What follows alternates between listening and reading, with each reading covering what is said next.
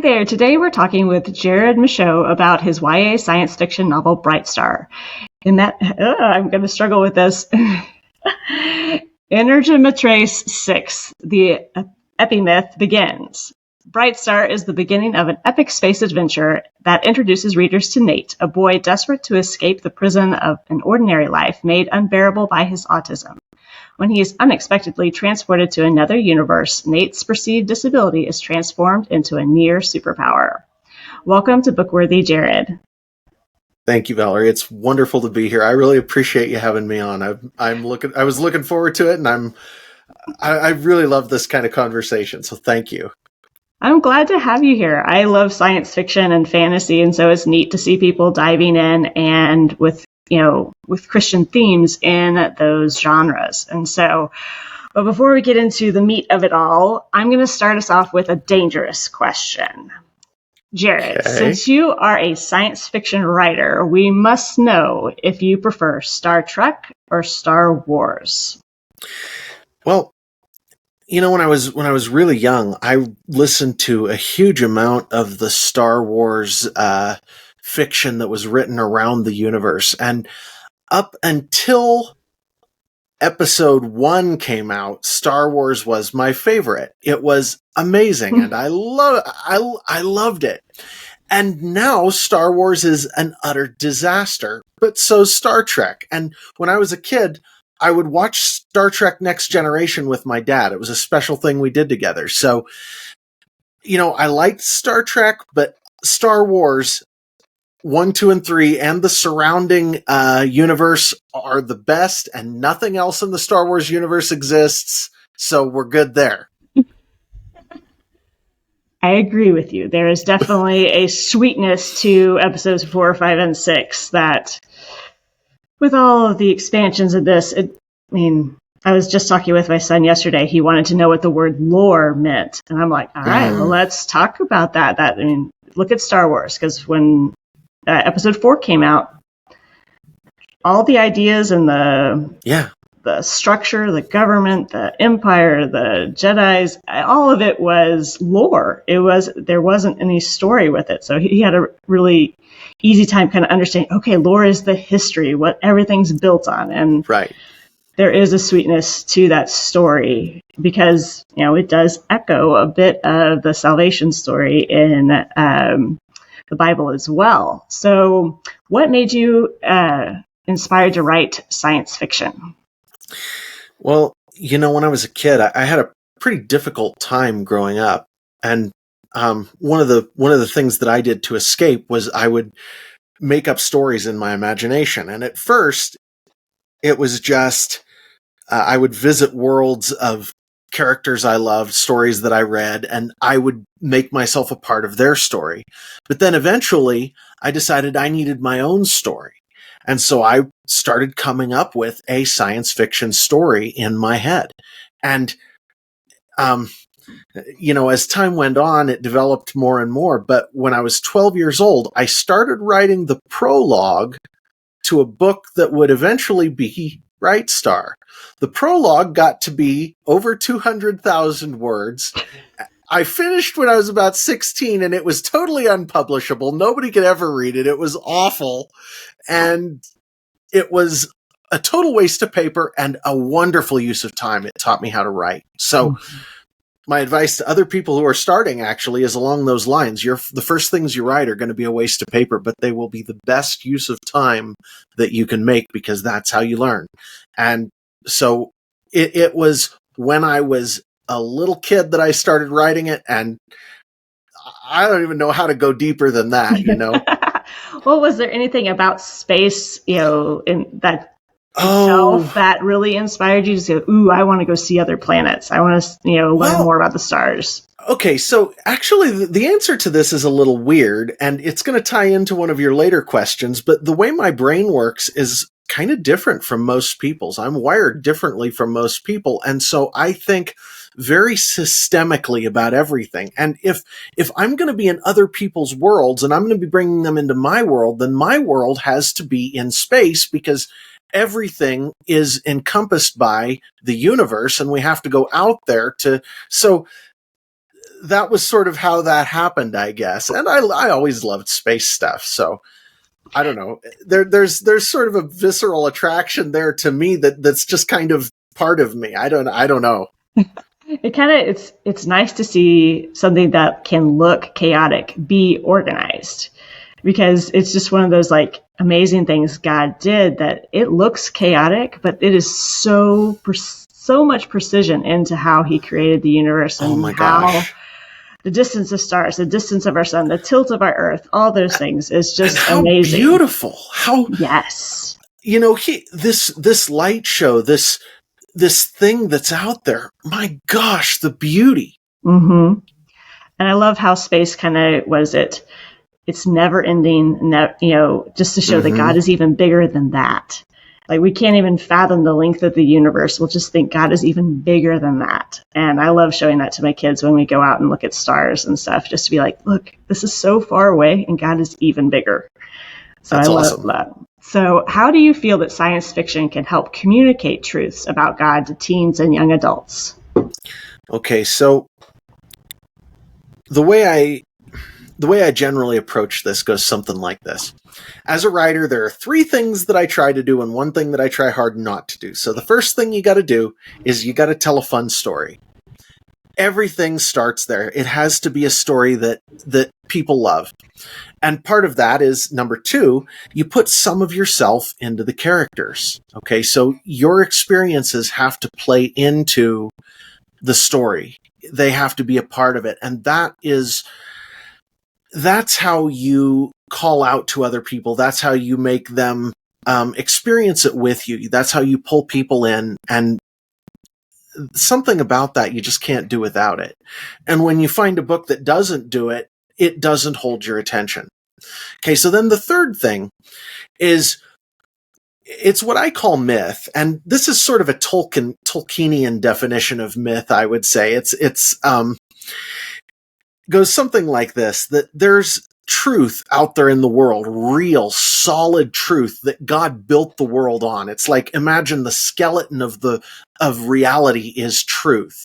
And there are places in reality where you can almost see those bones sort of pushing against the skin. And we, as artists, writers, whatever, when we try to communicate with people, what we hope to do is to sort of look out into the world, see something out there that is true and beautiful, and distill it down and pull it into something that people can access right in front of them, that touches them. And the books that stand the test of time, you get all kinds of popular fiction going all the time, but there are books that stand the test of time, that you won't just tell to your kids or give to your kids. You'll give them to your grandkids, and they'll pass them on to their grandkids, and etc. Right? We see that is what the substance of a really good story is. That is myth, and that is what we strive for. And what would I say? Myth.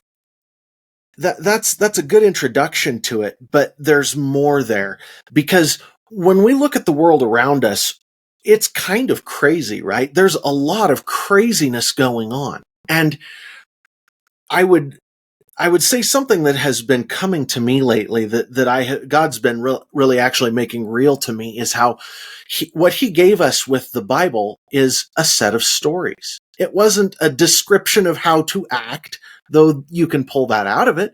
It wasn't there are a lot of things it isn't. You can name a million things it isn't, but the one thing it is the thing that speaks to the human heart, and that is stories. We identify with stories. So those myths are so critical and so key. And one of my conversations recently, I sort of went through a longer chain of logic to sort of prove this out, looking at how if you go back to Rome, how the morality at the time was all based on strength. It was who's strong, and they could do whatever they wanted. They had the power of life and death over the people who lived in their households. And there was no real moral judgment on that. But what happened? Jesus came along, and his story, not just the fact of what he did, but the story of what he did, the true myth of Christ, because his story is true, but it is also a story at the same time. And that changed the world. Anything that we think of as good and evil today came from what he did. And it's true.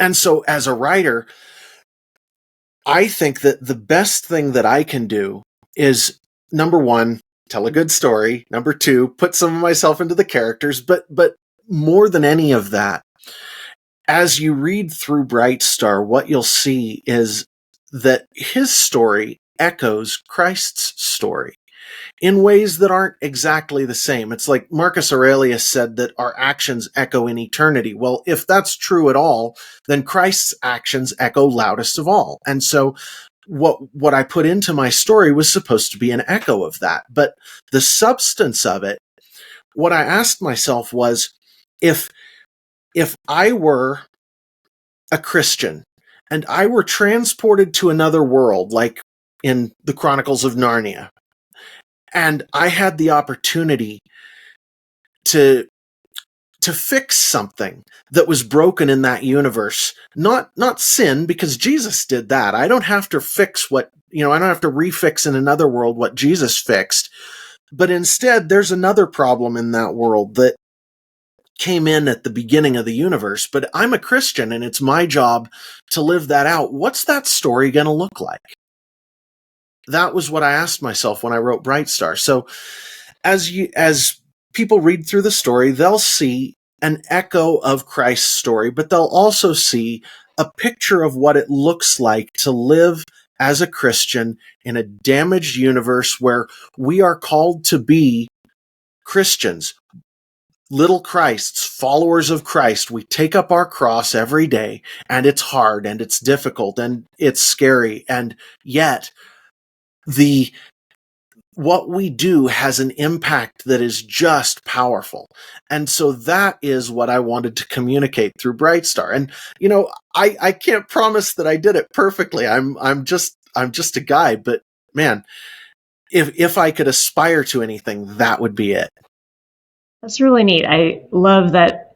I mean, I love fantasy and I love science fiction, and that it does, in a sense, take you out of our world, but the truths, like the skeleton you had mentioned, still remain. And because we can dive into them deeper because we know that everything else is mystery and not real, but the truths stick out that much more. Now, your main character, Nate, what was the inspiration behind making him autistic? Well, I have to admit, I got halfway through the book when I was writing it, and he wasn't. He was just a normal kid. And then I was praying, and I got this inspiration, and I'm like, do I really have to do that? And I'm like, okay, yeah, I really do have to do that, because autistic is a word for it, but really what it is we're each wired differently. God made us each to be a different part of the body to fulfill the role he made us for perfectly. We're not like anybody else. And some of us stick out more than others in different directions. Some of us are wired differently in a way that makes us abnormal, so that it's hard to even look normal. And then there's the environmental damage that comes in that can make people have these symptoms that are whatever. And wherever it comes from, whatever the source of it, I grew up not feeling like everybody else, not knowing, not being able to interact the same as everybody else exactly. You almost can't tell talking to me, but there was a time, this isn't a huge spoiler, but in the prologue of the book, Nate beats his head against the wall, right? And there was a time in my adult life when I did that. I remember doing that. I made a crater in the wall that was like a half an inch deep with my head, because I was so,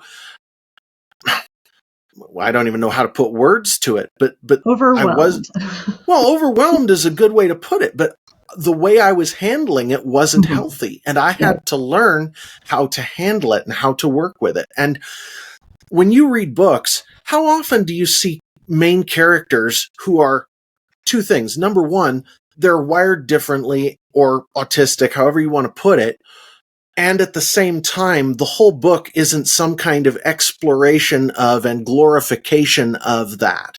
Right. Yeah. Because I don't see that. So what I wanted to do here was, and actually, to be honest, as an author, this was a bad move in some sense, because most people are made uncomfortable by this stuff. Mm-hmm. It isn't a comfortable thing for a lot of people.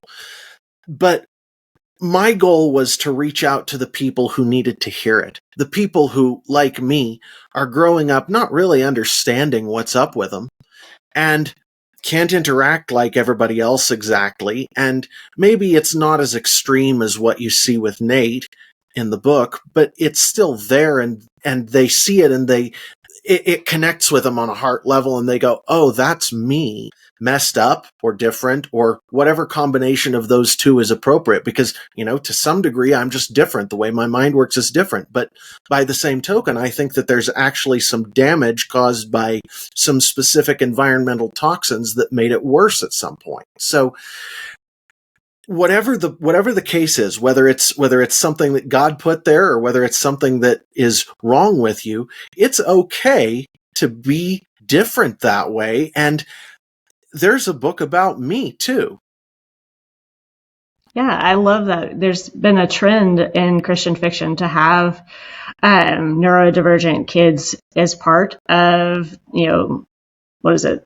Usually if not the main character, they're a secondary character right alongside the main character. And I love what it does to not just connect with those that might be in those situations where they do feel different and other than, but also allowing people who don't have those struggles to see how they struggle. Because I had the privilege of reading your book, and the prologue, Nate does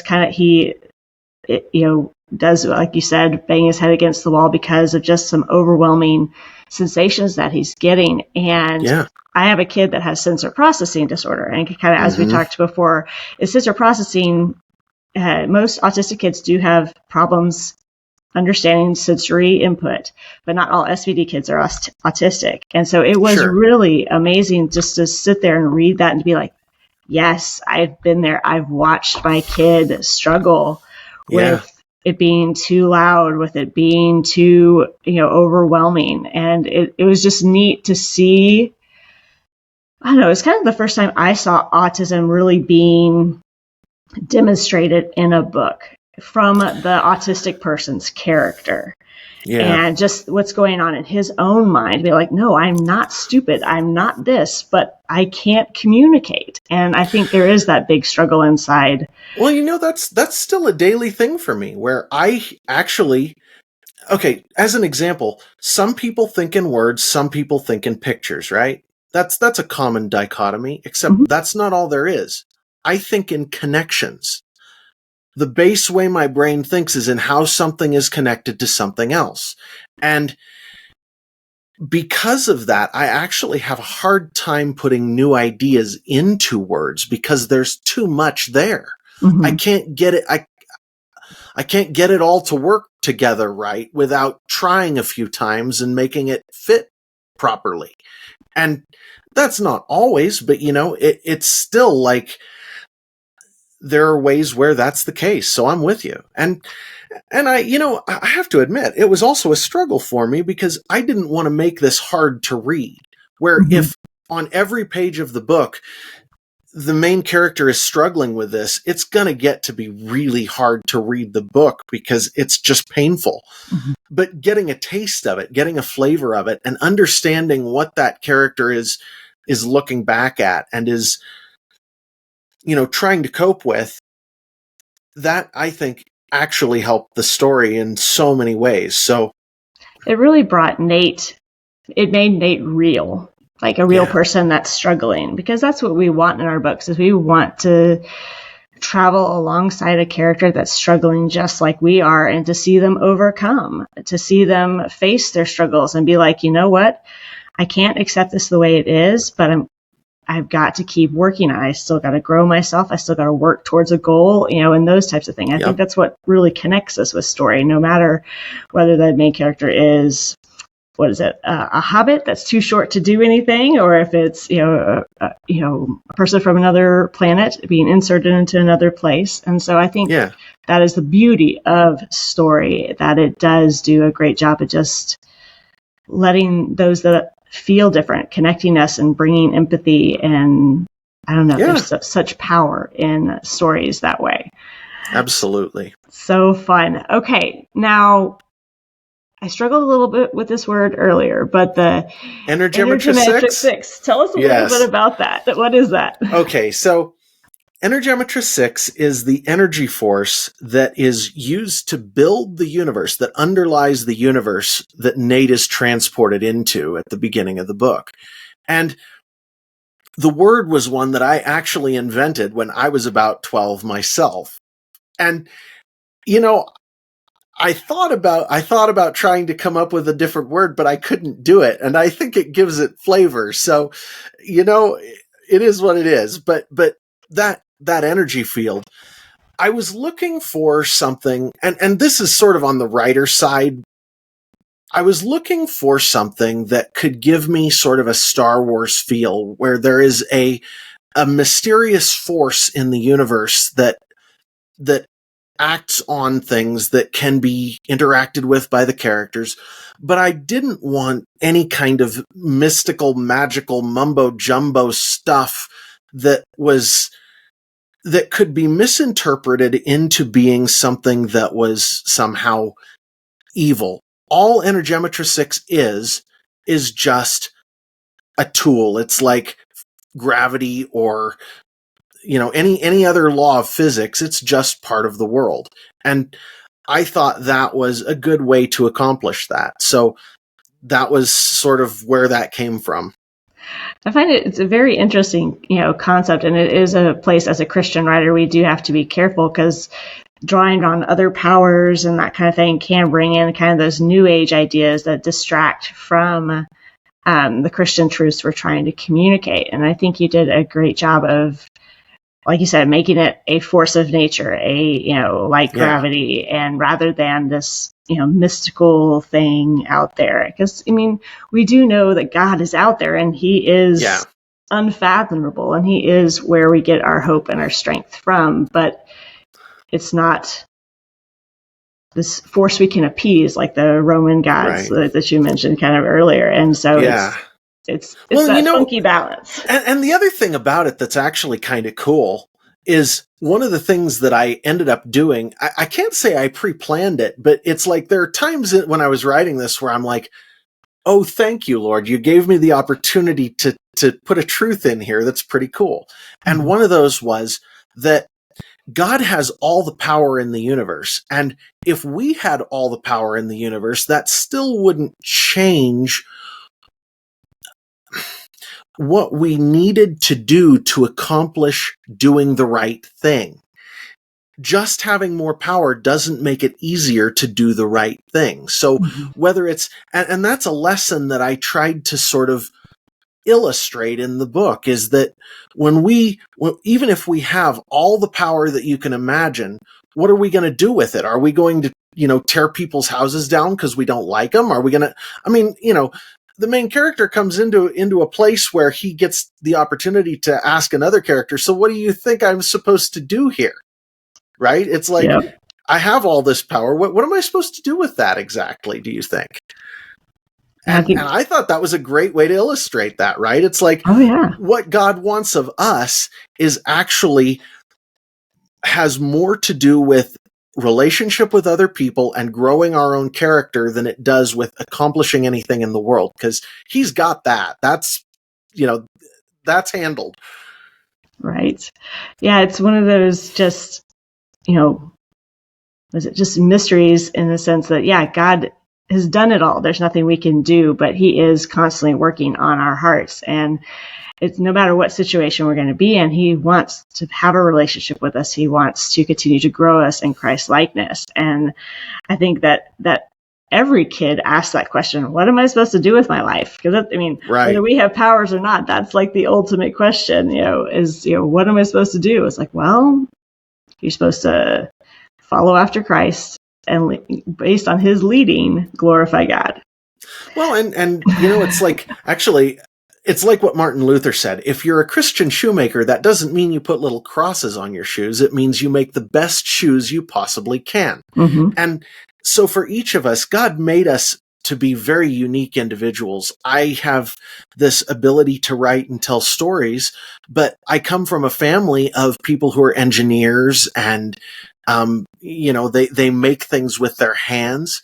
And the reality is none of us is better than another for these gifts we've been given. Instead, we are all necessary parts of the body. And so for any kid, what we're motivated to do, what we're supposed to do is different from other people, but God made us to do these things, whatever it is.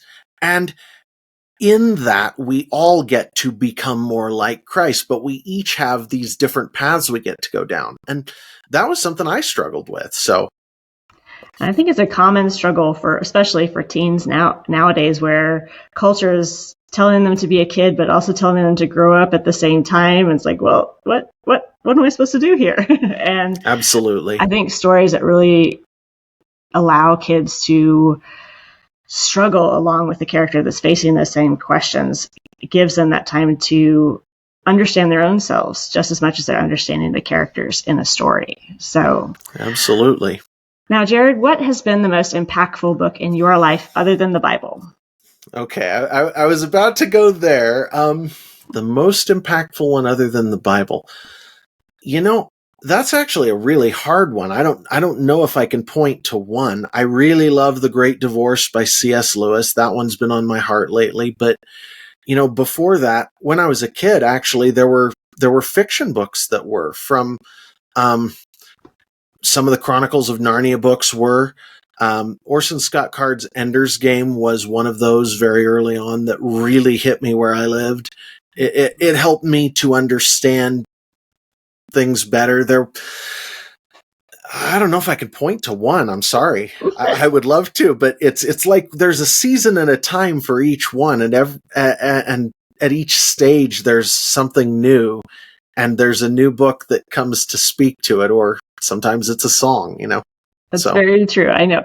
That's why I like the question, is because it is a hard question. Because, like you said, during different seasons, different books can impact us and change us and enlighten something within us. And so I love finding out where people have been. And it's, books, absolutely, at least for me, tells me a lot about you as a person, just by what you've read. And so I thank you for sharing those books with us. And that was it. I have people that come over to my house and look at my bookshelves, and they're like, you have a lot of the same books I have. I'm like, yes, that tells me something about you. It's like, okay, we at least have the same bizarre brain. and that's why we're friends in the first place. It helps us to relate to each other. It's great. Yes, I love it. Very cool. I was going to say, in recent times, there are a couple of others that are more adult sort of things that have changed my view of things some. It's like the book The Sovereign Individual, which I read recently, changed my view of things. And then Michael Heiser's The Unseen Realm is something that I think all of us should probably read. Then there's the weighty one that, well, actually it's kind of a cool book, but when you get to weighty, the one that in college that sort of gave me nightmares for weeks, that I don't recommend to kids at all, but that every person should read before they're done with high school age, college age, is Ordinary Men by Browning. And that's not a book to approach lightly, but it tells you what human beings are like at their core. It's like showing you sin nature through the worst lens you can imagine. So, but it's a true story. So anyway, there's a couple more. You can move on now. Sorry, I didn't mean to. No, I think it's probably a question we could talk about for, a whole hour onto itself. Oh, sure. But Jared, what can we expect next from you? Okay, well, Bright Star is the first in a series. I'm expecting probably 4 or 5.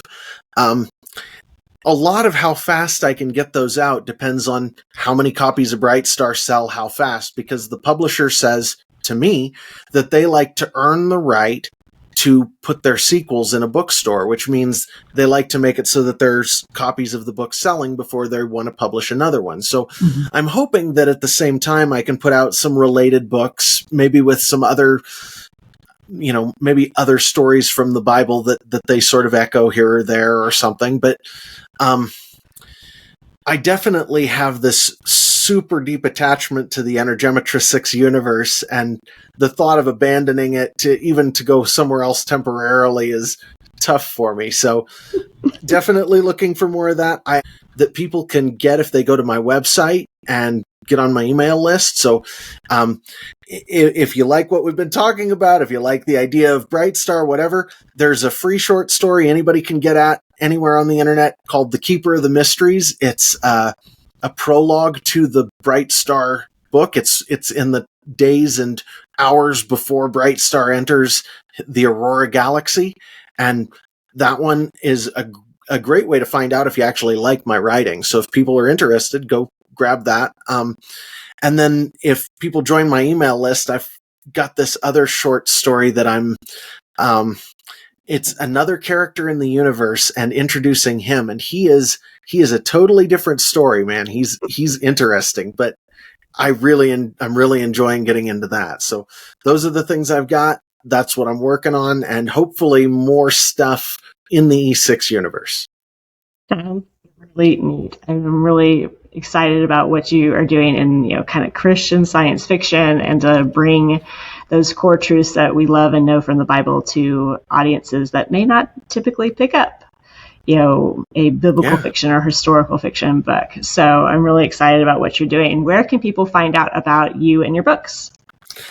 Okay, so if you're looking for Bright Star, you can buy it basically wherever you'd buy books. I highly recommend finding a small bookseller and buying it from them, because you want to support people who are local to you or who are smaller, and really genuinely, we all need to be doing that. But you can find it at whatever bookseller you would usually use. If you're interested in my stuff specifically, e6universe.com, the letter E, the number 6, universe.com is the website for the fiction. You can find me on X at Modern Apocrypha, and my more adult nonfiction stuff, which is actually a podcast right now, is online at modernapocrypha.com. I've got a lot of very interesting stuff like there, but fair warning, it's like all the truth that's outside the Overton window. So it's all the stuff that nobody's allowed to talk about in polite society. So be warned, the fair warning. But the fiction stuff is at e6universe.com. Very cool. Well, thank you so much for joining us today, Jared, and I'm looking forward to your next adventure. Thanks for the opportunity. I really appreciate it. All right. Thank you for joining Jacob and me on this episode of the BookWorthy podcast. Check out the show notes for any books or links that we discussed, and let us know in the comments if you prefer Star Trek or Star Wars. Remember, be kind. If you've been blessed by our time together on BookWorthy, be sure to leave a review to help others discover great books for their kids. Happy reading.